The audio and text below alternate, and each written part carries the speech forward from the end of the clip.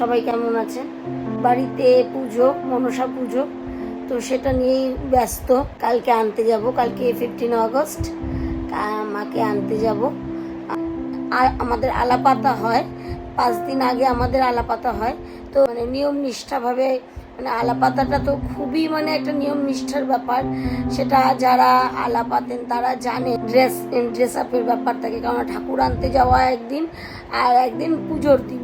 তো ঠাকুর আনতে যাওয়ার জন্য একটা প্রিপারেশন, কে কি ড্রেস পরবে, কে কীরকম। এবার বাড়িতে 5টা বাচ্চা, 4টে মেয়ে, একটা ছেলে। তো আজকে ফেসিয়াল, ভ্যাক্সিং, তারপরে যদি কেউ নেল আর্ট করে নেল আর্ট করবে। কারণ তো ভেবেছিলাম হেয়ার কালার করব, স্মুথনিং করব, কিন্তু বাড়িতে একটু টাচ আপ দিয়ে দেবো।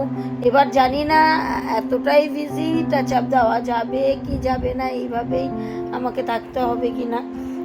আমার ভ্লগিংটা 1 বছর কমপ্লিট হয়েছে।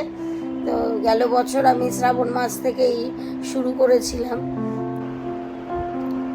রেডি হয়ে গেছি, এখন ওই বাড়িতে যাব, এই ভ্যাক্সিং করব সবাই মিলে। এই আউটফিটটা পরলাম, ক্যাজুয়াল, মানে ভ্যাক্স করবো। তো চলুন ওই বাড়িতে যাচ্ছি। এখন ওই বাড়ি যাব, রেডি হলাম, আপনাদের দেখালাম। দেখুন কিরকম বৃষ্টি হচ্ছে, কি করে যাই। এই যে বৃষ্টি, কিরকম মুষলধারে বৃষ্টি হচ্ছে। বৃষ্টি যতক্ষণে না থামবে ততক্ষণে যাওয়া হবে না। ব্যাস, ঘরের মধ্যে আটকে রয়েছি।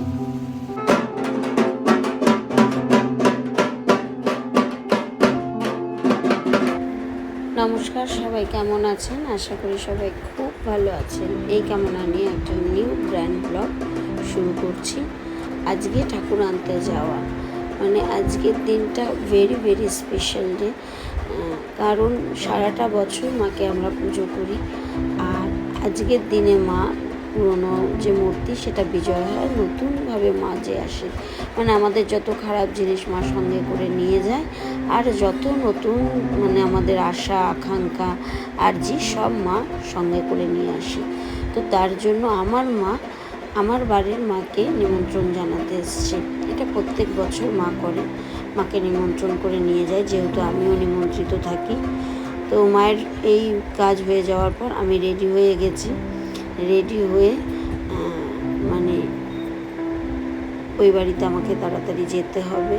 তো আমি রেডি হয়ে গেছি, আমার হাজব্যান্ডও এখানে রেডি হয়ে গেছে, যেহেতু দাড়ি কাটেনি তাই জন্য আমাকে বলছে দাড়ির কথা। তো এইভাবে যেন ও আমাকে স্নেহ ভালোবাসা দিয়ে রাখে। আপনাদের কাছে আমি এটা মায়ের কাছেও জানি, আপনাদের কাছেও, মানে আমি সবার কাছে এই আশীর্বাদটা পেতে চাই। তো মায়ের বরণে যা আলতা, সিঁদুর, বরণ সজ্জা, তারপরে কুলোতে 5টা প্রদীপ দিয়ে ধান, দুব্বা, টাকা পয়সা, সোনা দানা সব কিছু দিয়ে মাকে বরণ করি।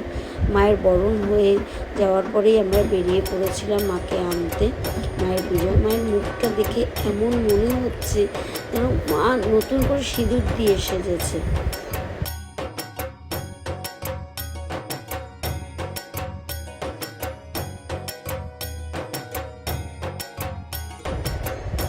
আমাদের এখানে অনেক মনসা পুজো হয়, মানে বলতে পারেন প্রায় লক্ষ্মী পুজোর মতন। আর এবছর অনেকটা দেরি হয়ে গেছিলো, আমার হাজব্যান্ড মাকে জাগাতে পারবে না। এটা আমার খুব মনের কষ্ট আমার হাজব্যান্ডেরও, যেহেতু আর কোনো ভারী জিনিস তুলতে পারবে না, তাই লোক দিয়ে সমস্ত কিছু করানো হয়েছে।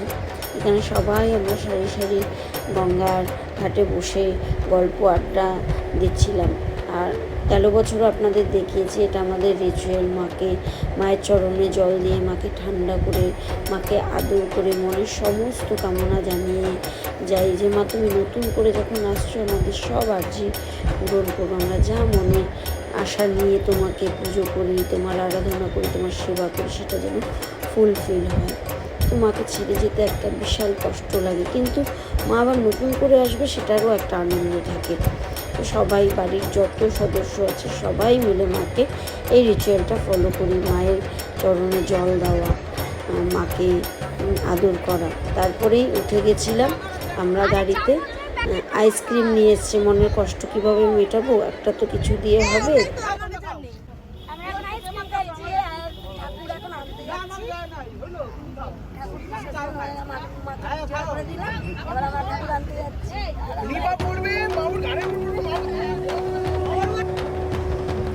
চলে এসেছি মাকে দেখতে। মায়ের মুখটা দেখে মানে মন প্রাণ সব ভরে গেছিল। এত সুন্দর মাকে দেখতে, মানে মায়ের মধ্যে এত করুণা, মানে মুখটা এত মিষ্টি, মানে মন প্রাণ সব ভরে গেছে।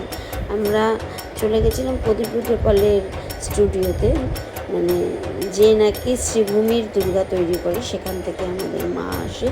এবছর কাকা, মানে আমি কাকা ডাকি প্রদীপ রুদ্রপালকে, তো কাকা খুব ব্যস্ত ছিল, তাই কাকার এবছর কোনো ফটো কিছু নিতে পারিনি। তার দুর্গার অর্ডার এসছে, মানে সেই দিনটা খুব ভাইটাল ছিল কাকার, তো তার জন্য কাকার আর ভিডিও নিতে পারিনি।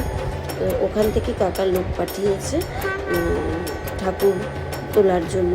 ওরা ঠাকুর বাইরেও ওরাই করেছিল, যেহেতু এবছর আমাদের বাড়ির কেউ করতে পারবে না, তাই মা গৃহে প্রবেশ করেছে। মানে এত আনন্দ, মানে বলার মতন না।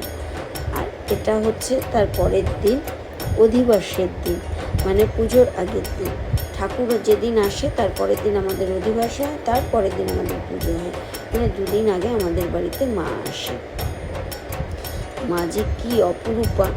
আশা করি আপনাদের আমার চ্যানেলটা খুব ভালো লাগছে, আপনাদের মন ছুঁয়ে যায় এরকম কিছু ভিডিও আমি চেষ্টা করি, বা কথার মাধ্যমে আপনাদের মনে যেন আমি বাস করতে পারি। আমার ভিডিওটা যদি আপনাদের ভালো লাগে, আমার ব্লগটা যদি আপনাদের ভালো লাগে, তাহলে আত্মীয় পরিজনের কাছে অবশ্যই শেয়ার করবেন, আর লাইক করবেন, শেয়ার করবেন, কমেন্ট করবেন। অবশ্যই ভালো লাগলে খারাপ লাগলে দুটোতেই কমেন্ট করবেন, আর আমাকে জানাবেন যে কিছু ভুল হচ্ছে কি না, কিছু ঠিক করছি কি না, বা আপনাদের নতুন কিছু দেখার যদি ইচ্ছা থাকে, জানার যদি কিছু ইচ্ছা থাকে, তাহলে অবশ্যই জানাবেন। আর এখানে আমার গোপুরাজরা সব বসেছিল, ননাই, সুদিন, সৃজয়, পুচকু, গোপু, সবাই। আর এখানে সমস্ত কিছু প্রিপারেশন হয়েছিল মায়ের অধিবাসে। বরণগুলোতে প্রদীপ প্রজ্বলিত করছিল ছেলে। মা ছেলের উপরেই এটাকে ছেড়ে দিয়েছে অধিবাসটা, এখন ছেলেই করে। তো আমার ছেলে পুজো করতে খুব ভালোবাসে, আমি আপনাদের অনেক ভিডিওতে বলেছি। আর আমার ছেলে রান্নাও সেরকম খুব ভালো করতে পারে। আমার ছেলে সত্যি কথা বলতে গেলে কি, মা মুখে তো কিছু বলতে নেই, মানে একটা ঘরের কাজ, তারপরে কথা শোনা, সমস্ত কিছুতে মানে ঠাকুরের আশীর্বাদে যেরকম মায়েরা চায় সন্তান, সেরকম। আমি আর মুখ দিয়ে কিছু বললাম না। তো এখানে মায়ের পদ্ম, মাকে তো পদ্ম দিতেই লাগে, মায়ের ফুল, সমস্ত কিছু নিয়মের জিনিস, সমস্ত কিছু। আর আমি প্রত্যেক বছর মাকে একটা সোনার জিনিস গিফট করি। এটা মানে এটা কোনো রিচুয়াল না, এটা আমার মনের আশা, মনের ইচ্ছা। তো মাকে শাঁখা বাঁধানো দেওয়া হয়েছিল এবছর। এর আগেও দুবার আমি শাঁখা বাঁধানো দিয়েছি, যেহেতু এবছর ওর শরীরটা নিয়ে আমি একটু টেনশানে ছিলাম।